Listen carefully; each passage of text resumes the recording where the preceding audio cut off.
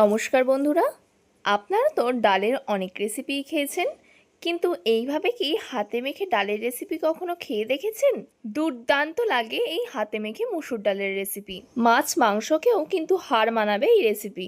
তো আমার দেখানো পদ্ধতিতে দেখে চটজলদি এই রেসিপিটা বানিয়ে নিন। চলুন আর কথা না বাড়িয়ে রেসিপিটা দেখে নেওয়া যাক। এখানে আমি 300 গ্রাম মুসুর ডালকে খুব ভালোভাবে ধুয়ে 5 মিনিট মতো ভিজিয়ে রেখেছিলাম। আমি আমার পরিমাণ মতো ডাল নিয়ে নিয়েছি, আপনারা আপনাদের পরিমাণ মতো নিয়ে নেবেন। যে কড়াইতে আমি রান্না করব সেই কড়াইটা আমি নিয়ে নিয়েছি গ্যাস ওভেনে। এবার মুসুর ডালগুলো দিয়ে দেব ভালো করে জল ঝরিয়ে। এখানে কিন্তু জল সমেত দিলে হবে না, জলটাকে ভালো করে ঝরিয়ে তারপরে দিতে হবে। কড়ার মধ্যে সব মুসুর ডালটাকে দিয়ে দিয়েছি। এখানে দুটো মিডিয়াম সাইজের আলু, যেমনভাবে আমরা আলু ভাজা করি ঠিক তেমনভাবেই কেটে নিয়েছি, সেটাকে দিয়ে দেব। এবার এতে দিয়ে দেব একটা মাঝারি সাইজের টমেটো কুচি, ঠিক এমন লম্বা লম্বা করে কেটে নিয়েছি সেটাকে। দিয়ে দেব একটা বড় সাইজের পেঁয়াজ কুচি, একদম মিহি করে কেটে নিয়েছি সেটাকে। এবার দিয়ে দেব দুটো কাঁচা লঙ্কা। এবার এতে দিয়ে দেব এই চা চামচের মাপ করে হাফ চামচ লবণ, পরিমাণ মতো হলুদ গুঁড়ো। এবার এতে দিয়ে দেব চা চামচে 2 চামচ সর্ষের তেল। তেলটা দিয়ে খুব ভালোভাবে হাতের সাহায্যে মেখে নিতে হবে। এই রেসিপিটা বন্ধুরা ঝটপট হয়ে যায়, খেতে দারুণ লাগে। বাড়িতে মাছ মাংস কিছু না থাকলে এই রেসিপিটা একবার হলেও ট্রাই করে দেখবেন, খুবই সুন্দর লাগে। খুব ভালোভাবে মাখা হয়ে গেছে। এতক্ষণ কিন্তু আমি গ্যাসটা জ্বালাইনি। এবার গ্যাসটা মিডিয়ামে রেখে একটু ভালোভাবে ভেজে নিতে হবে। যেহেতু সব কিছু কাঁচা দেওয়া, কাঁচা একটা গন্ধ বেরোবে, ওই জন্য আমি ভালো করে একটু ভেজে নিচ্ছি।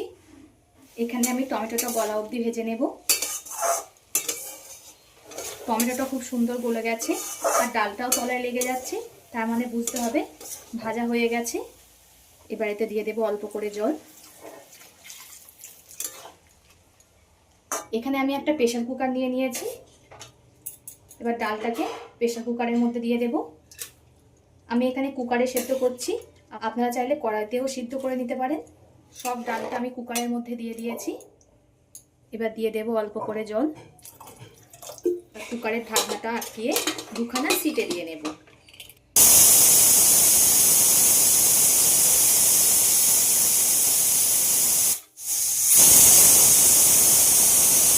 ডালে আমি দুখানা সিটে দিয়ে নিয়েছি। ডালটা ততক্ষণে ঠান্ডা হোক, আমি ডালে দেওয়ার জন্য একটা তড়কা বানিয়ে নেব। তার জন্য একটা কড়া গরম হতে বসিয়ে দিয়েছি। কড়াটা গরম হয়ে গেছে, এতে দিয়ে দেব সর্ষের তেল। তেলটা গরম হয়ে গেছে, গরম তেলে দিয়ে দেব একটা শুকনো লঙ্কা, গোটা জিরে অল্প করে। ফোড়ন থেকে সুন্দর একটা গন্ধ বেরালে এতে দিয়ে দেব একটা পেঁয়াজ কুচি। পেঁয়াজটা একটু হালকা ব্রাউন করে ভেজে নেব। পেঁয়াজটা হালকা ব্রাউন করে ভাজা হয়ে গেছে। এবার এখানে দিয়ে দেব 5-6টা রসুন, গ্রেটারের সাহায্যে গ্রেট করে নিয়েছি সেটাকে। দিয়ে দেব অল্প করে আদা গ্রেট করা। যতক্ষণ না আদা রসুনের একটা কাঁচা গন্ধ চলে যায় ততক্ষণ একটু ভেজে নিতে হবে।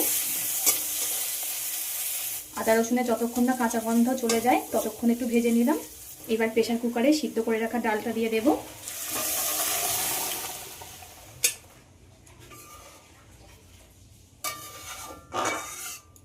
সব ডালটা আমি দিয়ে দিয়েছি। এবার এতে পরিমাণ মতো জল দিয়ে দেব। আপনারা যেমন ডালের ঘনত্ব করবেন তেমন পরিমাণে জল দিয়ে দেবেন। এই ডালটা কিন্তু বন্ধুরা খুবই ভালো লাগে খেতে, ভাত রুটি পরোটা যে কোনো কিছু দিয়েই একেবারে জমে যাবে। আমার বন্ধুরা কে কোথা থেকে দেখছেন কমেন্ট করে জানাবেন, তাহলে আমি বুঝতে পারবো আমার বন্ধুরা কোথা থেকে দেখছে। আর আপনারা এত সুন্দর সুন্দর কমেন্ট করেন, আমার পড়তে খুবই ভালো লাগে। এত সুন্দর সুন্দর কমেন্ট করার জন্য অসংখ্য ধন্যবাদ। এভাবে আমার পাশে থেকে সাপোর্ট করে যাবেন। আপনারা সাপোর্ট না করলে আমি কখনোই এগিয়ে যেতে পারবো না। এবার ডালটাকে খুব ভালোভাবে ফুটিয়ে নেব।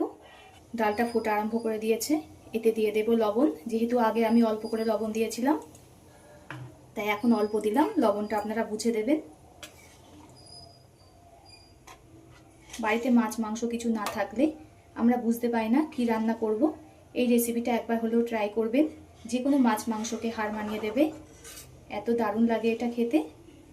আবারও খুব ভালোভাবে ফুটিয়ে নেব। ডালটা খুব ভালো রকমই ফুটে গেছে।